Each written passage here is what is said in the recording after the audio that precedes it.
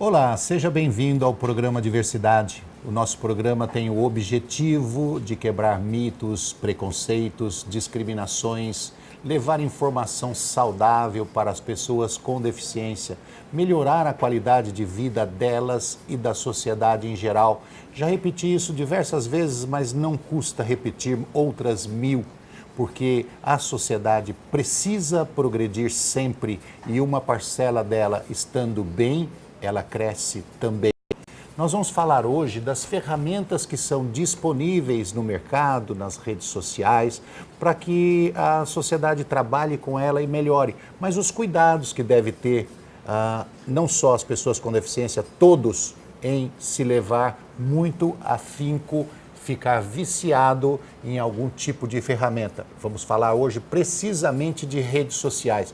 Nós vamos entrevistar a psicóloga Eliane Lemos, que é fundadora e diretora do Instituto.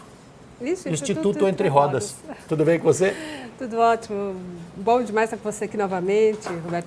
Agradeço a audiência, agradeço o convite, isso sempre acaba repercutindo de maneira muito positiva para os projetos do Entre Rodas, então estar aqui é algo super importante para a gente. Antes de começar, nós fizemos um programa anterior, o assunto era completamente outro. Diferente. Completamente outro, mas que você disse para mim que deu uma repercussão muito boa. Foi. E nós gostaríamos de agradecer, então, todas as pessoas que viram o programa que foi gravado com a Eliane e que resolveram cooperar, que é uma entidade séria, o programa é sério e é por uma boa causa, que era aquela questão da doação dos lacres de latinhas. Isso, que se transforma em cadeira de rodas. Que se transforma em cadeira de rodas. Mas não é qualquer cadeira de rodas. Não é cadeira de roda de lacre de latinha, não. Não. É cadeira, ela é fabricada em alumínio e sob medida para as crianças, entre 5 e 14 anos de idade. Só recordando o programa, é que existia uma polêmica no passado que dizia o seguinte, que aquela quantidade de lacre que se dava, uma garrafa PET cheia de lacre, de latinhas de cerveja, trocava por uma cadeira de roda. Então houve uma história, um mito, por isso que eu iniciei o programa dizendo que a gente quebra mitos, preconceitos e tudo mais, que aquilo não era suficiente para comprar uma cadeira de roda. A Eliane veio e explicou para a gente que não é exatamente isso. Nós temos que juntar aí uma tonelada de lacrinhos. É um número grande. É um número grande de quilos de lacre para se trocar por uma cadeira, porque aquilo é alumínio, tem um valor.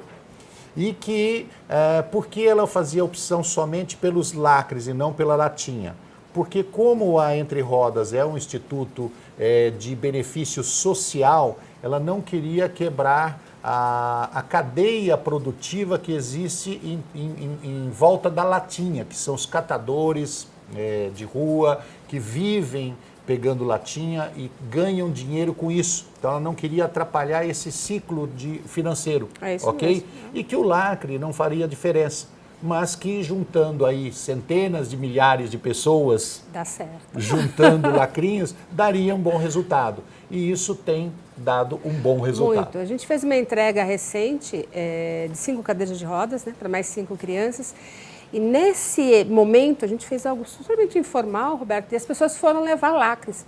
E sem brincadeira, nós recebemos quase uns 250, 300 quilos de lacre só nesse dia. Você imagina, são 5 pessoas que foram beneficiadas e não com aquelas cadeiras de transporte, tá, gente? Aquela cadeira vagabundinha que, né? Aquela que a gente só usa por 30 minutos ali lá, né, Roberto? É uma cadeira boa que sob medida para atender realmente as necessidades mais da pessoa com leve, deficiência. ela é em alumínio, ela é mais leve, ela é fabricada pela Alfabix, com o maior cuidado mesmo na fabricação dessa cadeira, que respeita você, né, que o usuário de cadeira de rodas, você sabe o cuidado que precisa ter nessa fabricação, né, respeitar o seu corpo. Então, esse é um cuidado que a gente tem.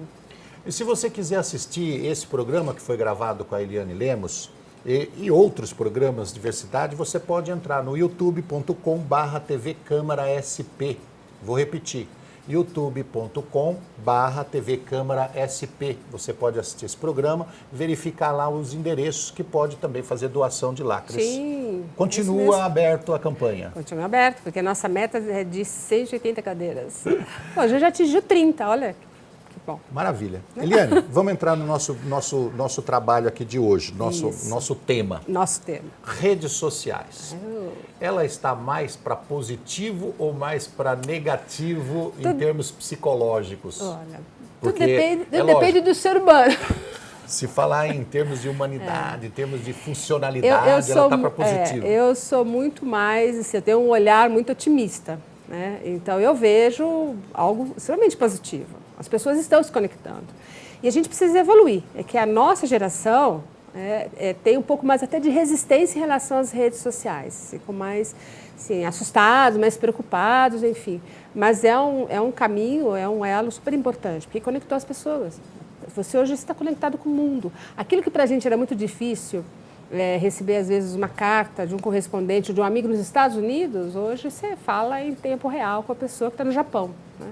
Então eu vejo muito as redes sociais como uma ferramenta extremamente positiva.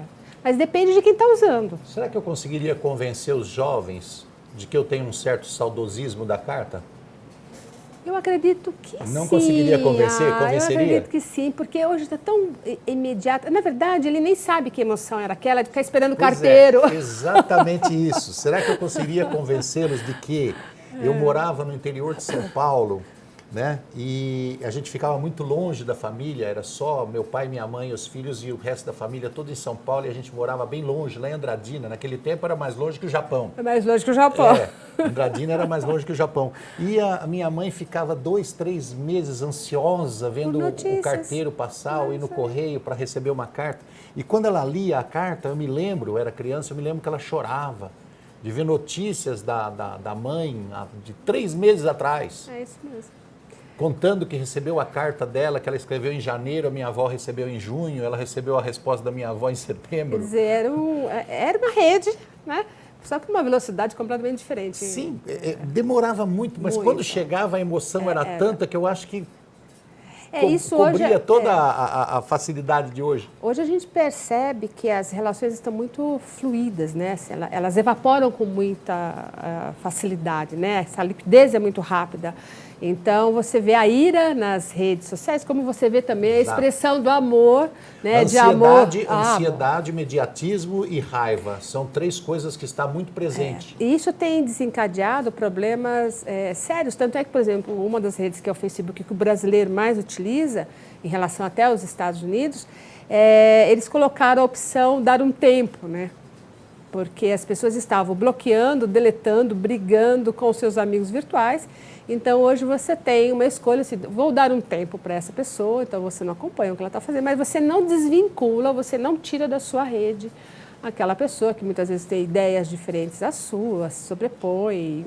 Os embates estão muito acirrados e as pessoas acabam até cruzando uma linha de respeito, né? As pessoas acabam se ofendendo e isso, a gente discute ideias e não pessoas. Isso é muito difícil.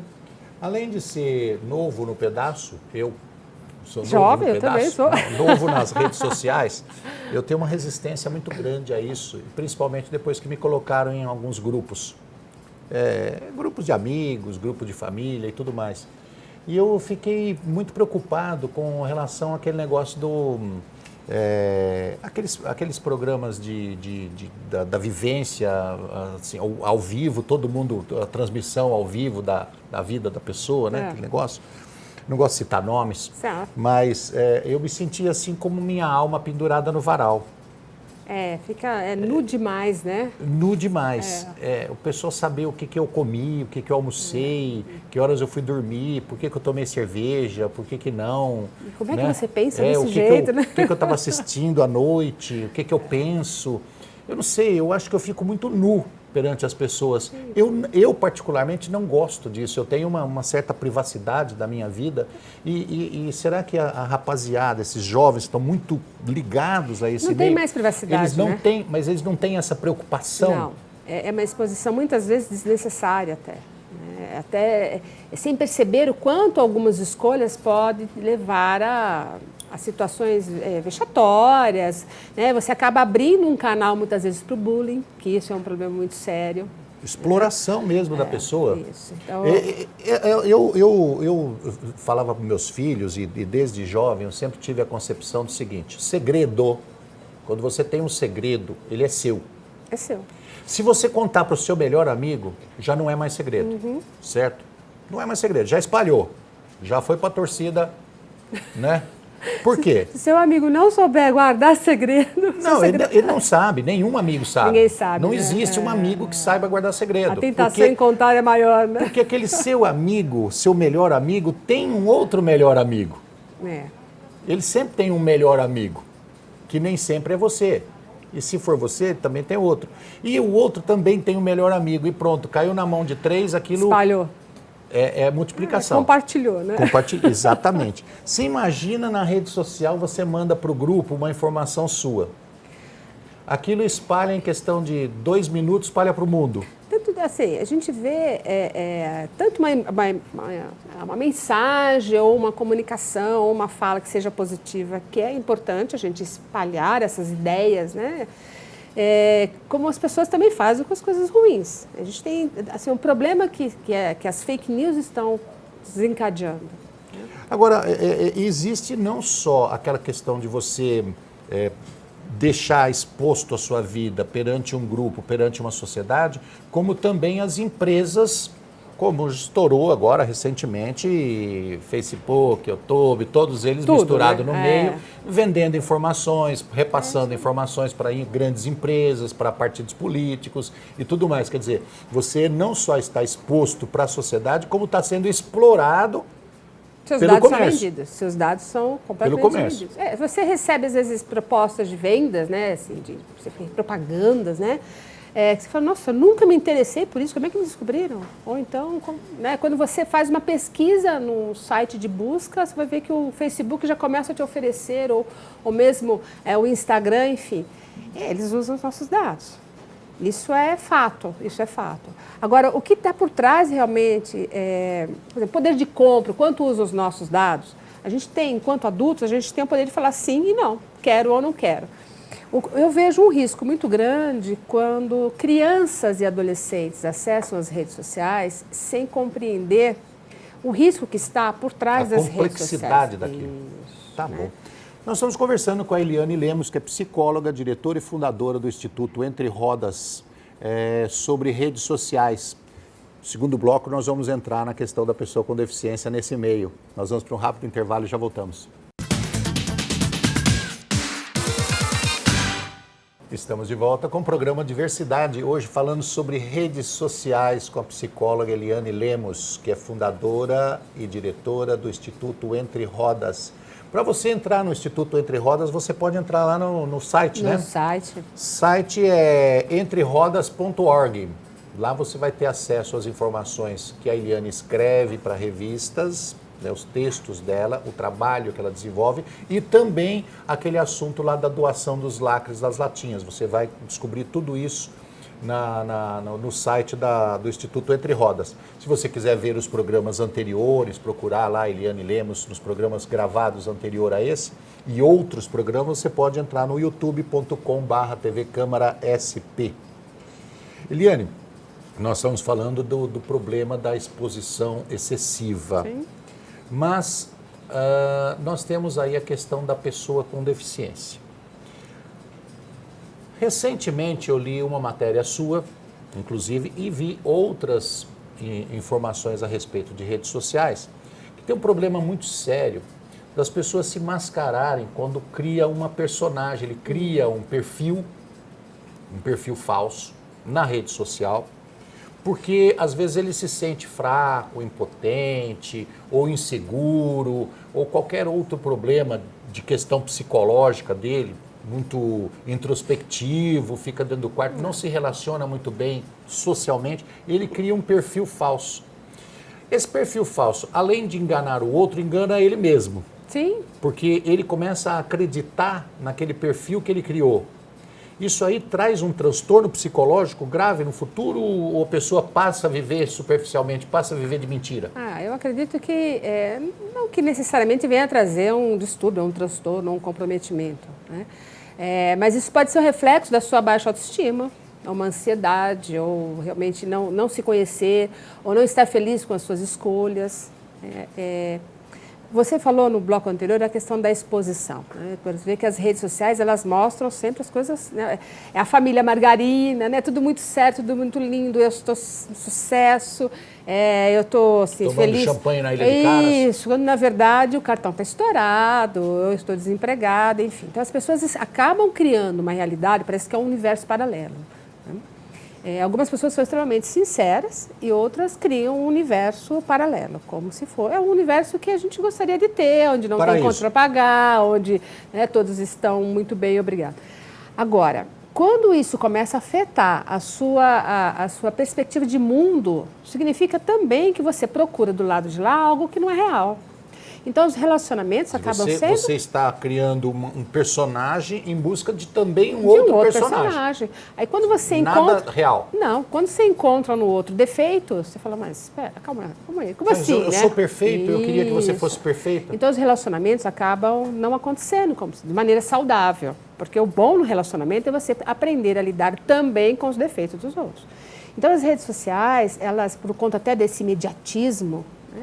Bom, na rede social você coloca que você está tão maravilhoso, você está tão bem com a vida, como é que agora você recusa a pagar a minha viagem? Faz maquiagem para tirar fotografia? Isso, um sorriso, né? Para de chorar, ninguém chora muito antes das fotos do Insta, né? A selfie virou um sucesso, né? Todo mundo faz selfie. Eu não faço. Eu também não, eu fico tão sem graça.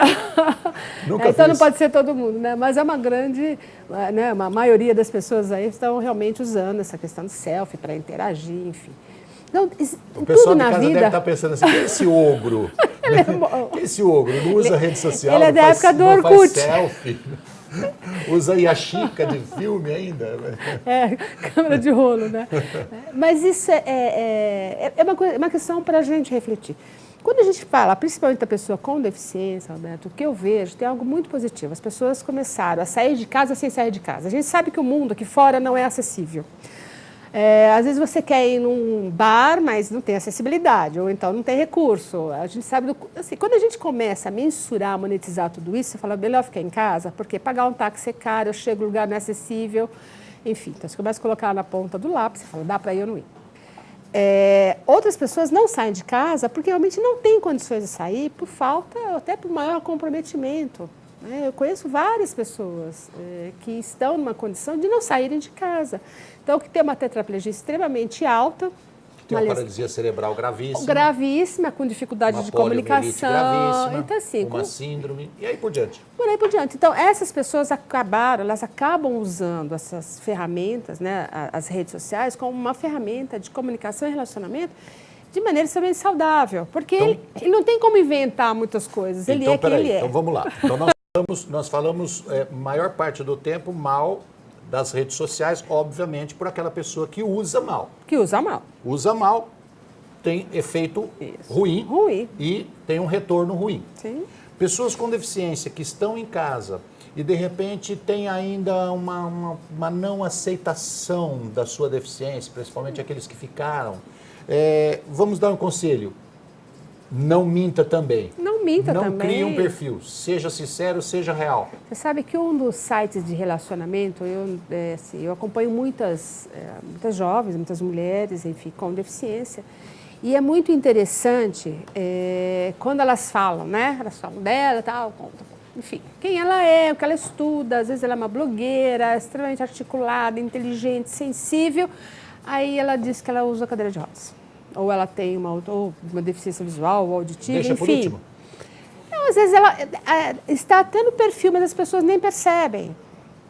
Porque, na verdade, a sua deficiência não pode estar à frente da cor dos seus olhos, por exemplo. Né? Ou então da pessoa que você é, do que você já construiu, né? Das suas características de personalidade, enfim.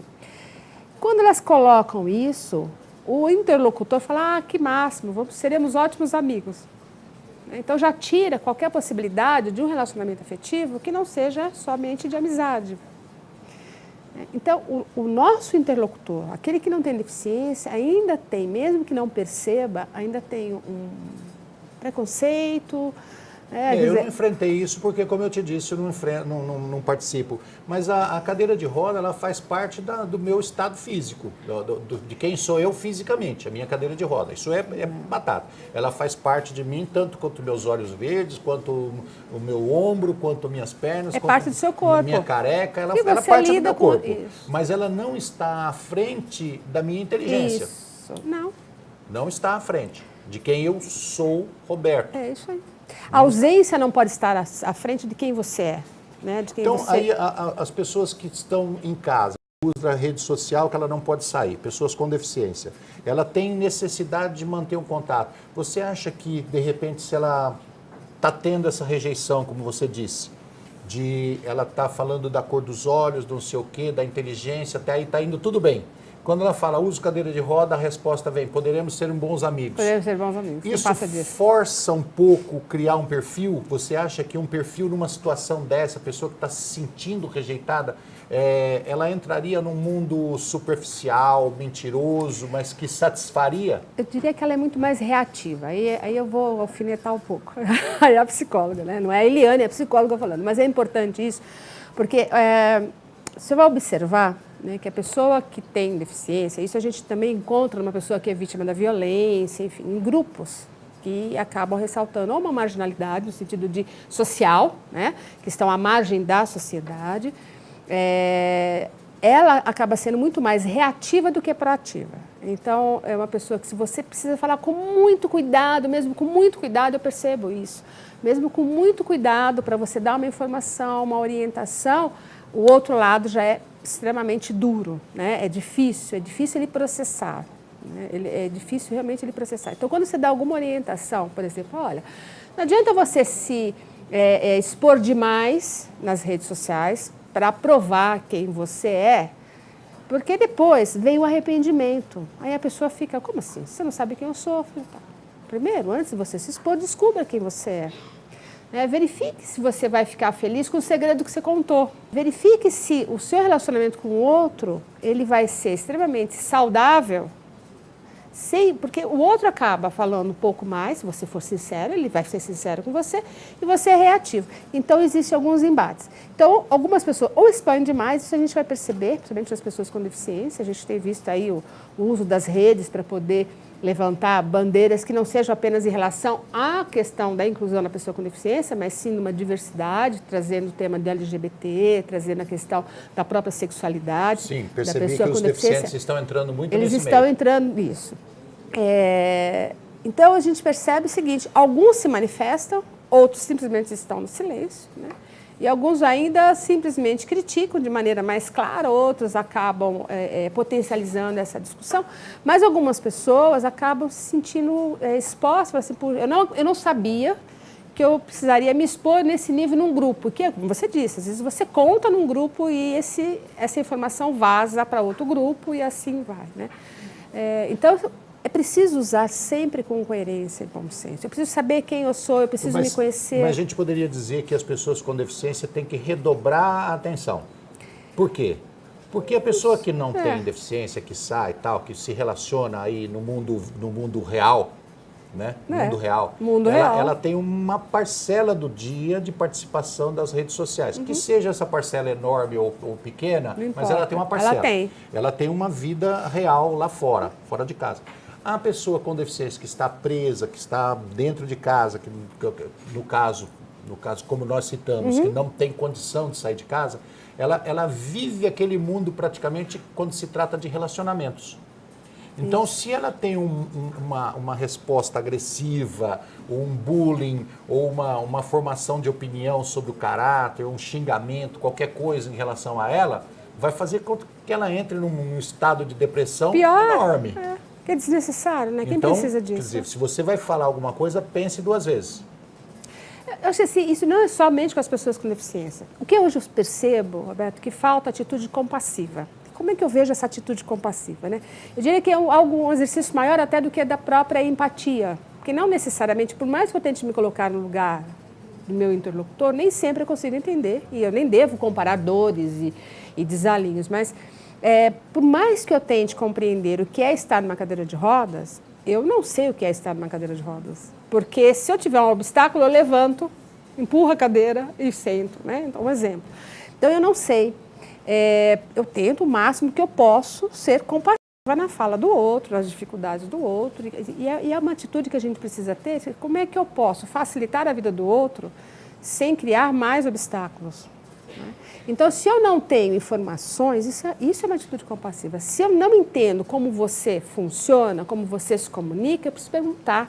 Ok. Eliane, só para concluir, eu sempre disse o seguinte, o aço faz a faca, né? A faca pode ser utilizada para utensílio doméstico, para boas coisas, como pode ser utilizada para matar, depende de quem a usa. Então as redes sociais estão aí, pode ser utilizada de maneira positiva, pode acrescentar na sua vida quando você estiver colocando grandes ideias, projetos, para que isso seja realmente feito pela sociedade. Quando você pisa na bola, usa mal, cria um perfil falso, fala da sua vida mais do que deveria, isso vai repercutir mal. Ok? É isso mesmo. Encerramos. A gente precisa, né, o bom senso. Bom senso em tudo. Nós conversamos com a Eliane Lemos, que é psicóloga, fundadora e diretora do Instituto Entre Rodas. Nós agradecemos a Eliane que esteve aqui conosco falando sobre isso. E eu que agradeço a oportunidade. Obrigado a você de casa que esteve conosco no programa Diversidade. Nós te esperamos na próxima semana. Um abraço. Até lá.